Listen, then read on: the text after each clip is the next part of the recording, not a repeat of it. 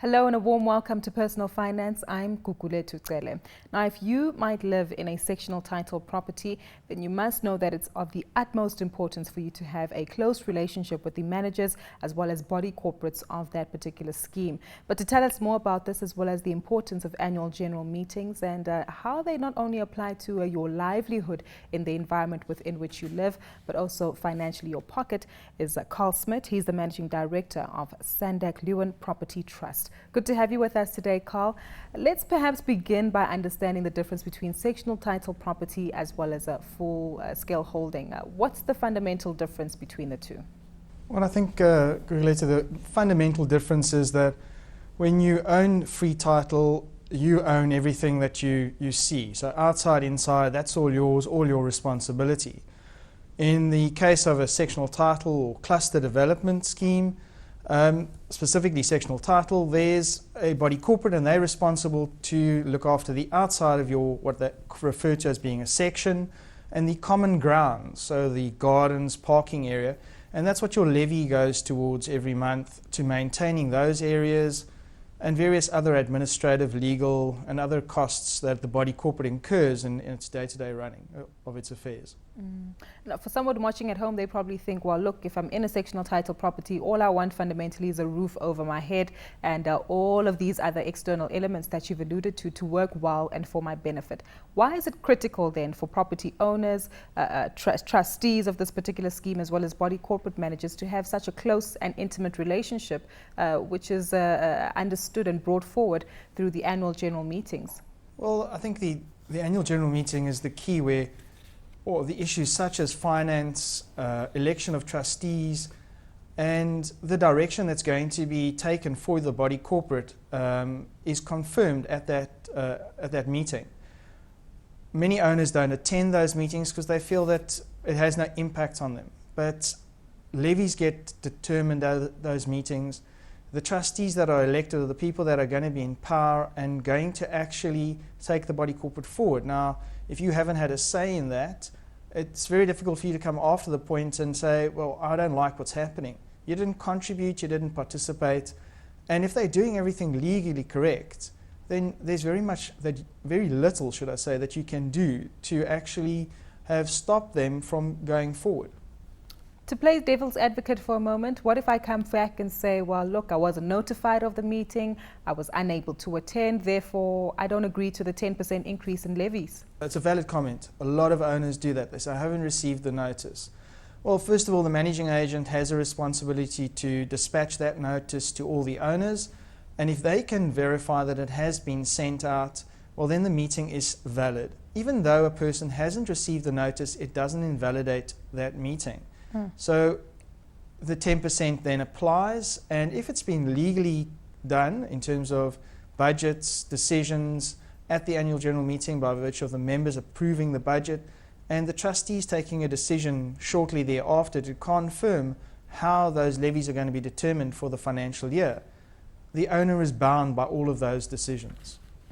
Is this a majority rules kind of setup? In other words, those who are in attendance at the AGM will have a full right to agree, disagree, or even oppose some of the developments or items that have been put forward by the trustees, which might impact on all residents in the sectional title holding? Unfortunately, things like the adoption of the budget, confirmation of the election of trustees, the insurance for the common property or the structures, fixtures and fittings are all majority decisions. And if you're not going to attend and there is the legal amount of owners at that meeting, then the decisions that have been taken are binding on you. And then it's your own loss for not attending that meeting. And we know the financial impact that can have on one's pocket, Carl. It doesn't come cheap. But if we do take a look at alternatives, then do we need to, as residents of sectional title properties, then extend our relationship with the trustees? Is it possible perhaps to communicate with them before the AGM takes place on potential solutions and resolutions that could be put to the table? Well, if the building is being, or should I say the body corporate is being well managed, the trustees have taken a decision to increase levies at the beginning of the financial year up to 10%, which they're entitled to do so in terms of the management rules that are registered as part of the Sectional Title Act. Now that would be communicated by the trustees to all the owners, and if the owners now feel that this 10% or whatever it is unjustified or unwarranted, they can already engage through their managing agents to state, we're not happy with what the trustees are doing, we would like to actually attend one of their meetings. Now the trustees unfortunately are, once again, they can turn around and say, well, we only allow people to attend our meetings by invitation, also within the legislation, but they can then force the owners, or should I say the trustees, to have a special general meeting if more than 25% of that body corporate are against what the trustees are doing. So they do have some sort of authority to force the trustees to go the direction that they want to go. On that particular note though, Carl, if one does suspect some kind of abuse by the trustees, are you only able to report them to the managing agent, or are there other alternatives? Currently there is the alternative of the sectional title ombud, which is in its early stages. There's certain legislation that still has to be confirmed through Parliament.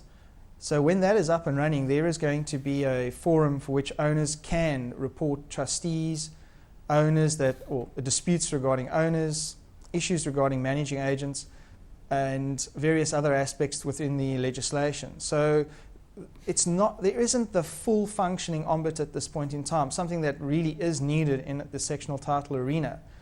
The only other recourse is to report it to the managing agent. The managing agent will then take it forward to the trustees, and if they don't do anything, then the owners have, once again, that same recourse to force the hand, but they need the support of the owners.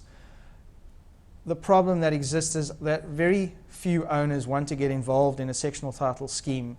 They, A, don't want to get dragged into issues, B, they don't feel anything's wrong. They leave it up to a few people to do what needs to be done, and you end up, at the end of the day, nobody's bringing those trustees to task or making them accountable for some decisions that shouldn't have been taken. Even the managing agent may have actually stepped in and said, guys, these decisions are not lawful, but the trustees continue along those lines. And then it's a responsibility on the managing agent to consider reporting the matters to the members and saying the trustees are acting without authority or contrary to what the Sectional Title Act allows them to do, and for them to allow the owners then to take the matter further if need be. Carl, so we find ourselves in a scenario, let's say the AGM's taken place, certain resolutions have been put in place, there's that increase in the levies annually. What responsibilities lie on the owner going forward now? Well, the one item that I didn't touch on with regard to annual general meetings is this item called directions and restrictions in terms of section 39(1) of the Act. This is where the owners can actually restrict the trustees from spending a huge amounts of money without coming back to the owners, or direct them to say, we need better security at our building. An issue that was raised over a year ago is the issue of load shedding. We need to have a generator installed. You, the trustees, must go and investigate this and report back to us on costs, how we're going to install it, and things that will impact on all owners' lives at the building and make them better. Now, that item allows the owners to have some kind of communication, contact with the trustees, because the trustees may now take those issues further and give feedback to the owners. Tell them this is what's happening.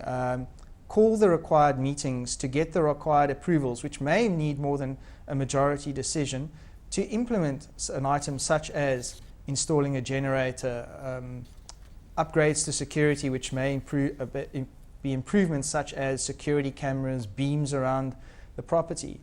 So it's an ongoing process which would then filter through to the next annual general meeting, where hopefully the trustees have actually dealt with all the issues that they should have dealt with from the previous AGM. Well, we've certainly said quite a bit, Carl, but for those who are watching tonight and are owners or property dwellers in sectional title homes, what are the key important elements that they need to remember from tonight's conversation? Carl, perhaps if you can refresh us on the key elements from tonight's conversation? Just attendance of your AGM, participate in the running of your body corporate, even if you're not a trustee.